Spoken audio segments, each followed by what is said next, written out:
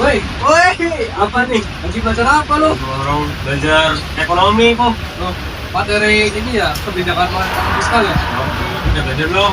Belum sih, gua nggak paham. Oh, belajar bareng gimana? Oh, boleh tuh. Belajarin ya. Iya. Duduk mana aja sana. Ajarin aku dong. Oke, duduk mana saja. Ya. Duduk. Sini duduk. Harus duduk? Iyalah. Ya, masa gitu, Pak? Duduk aja udah. Oke, jelasin ya. Bentar. Pakai ini aja biar jelas. Ini dia. Ya. Kebijakan moneter merupakan upaya yang dilakukan oleh bank sentral suatu negara untuk mengendalikan jumlah uang yang beredar di dalam perekonomian. Tujuan utama kebijakan moneter adalah menjaga dan memelihara stabilitas nilai tukar rupiah, yang salah satunya tercermin dari tingkat inflasi yang rendah dan stabil. Kebijakan moneter juga memiliki beberapa instrumen. Contohnya, kebijakan diskonto yang mengukur tingkat suku bunga bank, di mana kondisi peminjam dana antar bank umum kepada bank sentral dapat mengatur peredaran uang secara teratur.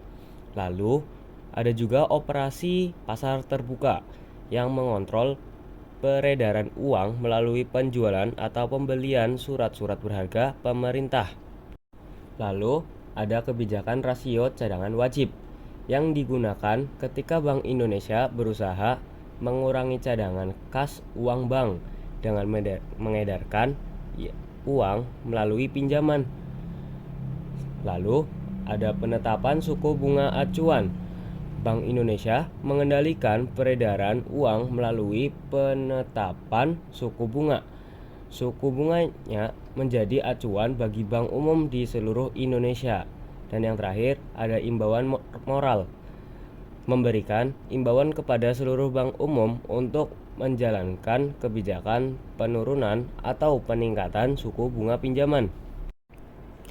Kebijakan moneter dibagi menjadi dua jenis, yaitu kebijakan moneter kontraktif dan juga ekspansif. Kita akan bahas yang namanya kebijakan moneter kontraktif terlebih dahulu.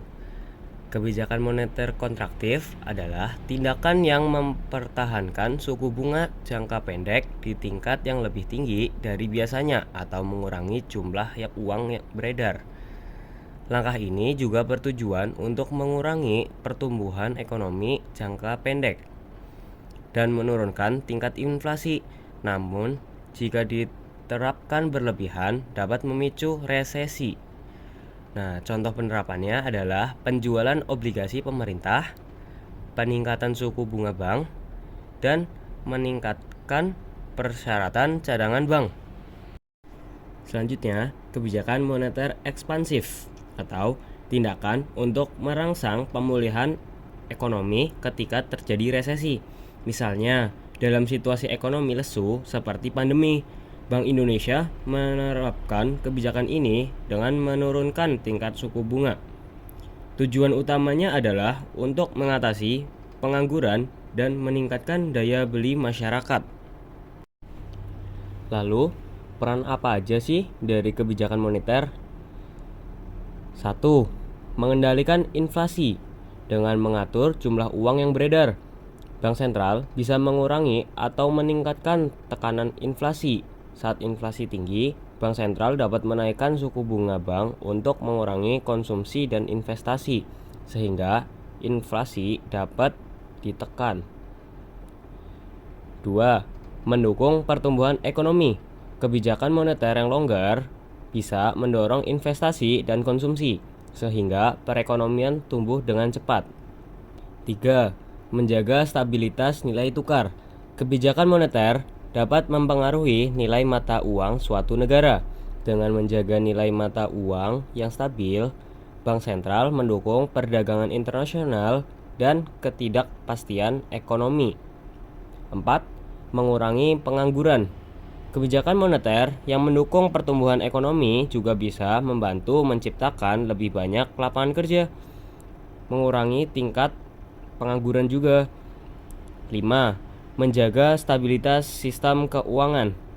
Bank sentral bisa melakukan investasi untuk mencegah krisis atau masalah di sekitar perbankan yang bisa merusak ekonomi. Lanjut ke kebijakan fiskal. Pengertian dari kebijakan fiskal adalah kebijakan ekonomi yang berkaitan dengan penerimaan pemerintah. Bentuk penerimaan ini adalah pajak bersih yang diperoleh dari sektor rumah tangga. Pajak ini digunakan oleh pemerintah untuk membiayai pengeluaran yang disebabkan oleh kegiatan pemerintah. Ada beberapa tujuan kebijakan fiskal, yaitu 1. Meningkatkan PDB untuk mengatur tingkat perekonomian negara yang biasanya menggunakan perhitungan gross domestic product alias produk domestik bruto. 2. Meningkatkan serapan tenaga kerja. Seiring berkembang ekonomi, sektor industri dan dunia usaha ikut berkembang, maka pasar tenaga kerja juga akan ikut terdongkrak. 3. Menjaga stabilitas negara. Pemerintah bisa melakukan intervensi terhadap perekonomian, khususnya pada kondisi harga barang-barang di pasaran. 4. Tujuan lain kebijakan fiskal, yaitu memacu pertumbuhan ekonomi suatu negara, mewujudkan keadilan sosial, dan mendorong laju investasi. Kebijakan fiskal juga memiliki beberapa jenis, yaitu surplus, untuk menciptakan surplus pada pendapatan atau nilai pendapatan yang dibutuhkan pemerintah lebih banyak ketimbang pengeluaran. Tujuan dari kebijakan fiskal surplus ini untuk menghindari terjadinya lonjakan pada nilai inflasi. Ya, lalu ada defisit. Kebalikan dari kebijakan fiskal surplus, jenis ini berorientasi pada tujuan untuk membuat nilai belanja lebih besar dari nilai pendapatan untuk menyuntik perekonomian agar lebih bergeliat.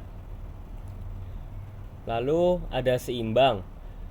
Gabungan dari dua jenis sebelumnya, yang mana nilai pendapatan dan pengeluaran diusahakan untuk bisa seimbang sehingga tidak ada kelebihan atau kekurangan dana. Lalu ada dinamis. Kebijakan ini sifatnya lebih longgar atau mudah dilakukan pengaturan saat kondisi berubah signifikan. Sederhananya, suatu negara tidak selalu dihadapkan pada kondisi yang dapat ditebak. Nah, jadi apa sih perbedaan dari kebijakan fiskal dan moneter? Nah, kebijakan moneter dilaksanakan oleh bank sentral, sedangkan kebijakan fiskal diterapkan oleh pemerintah. Lalu, kebijakan moneter lebih berfokus pada pengaturan uang beredar dan suku bunga, sementara kebijakan fiskal lebih fokus pada anggaran pemerintah dan pajak. Mungkin cukup sampai sini saja materi tentang kebijakan moneter dan fiskal. Kalau ada salah, bisa diperbaiki. Jangan lupa like, comment, and subscribe. Terima kasih.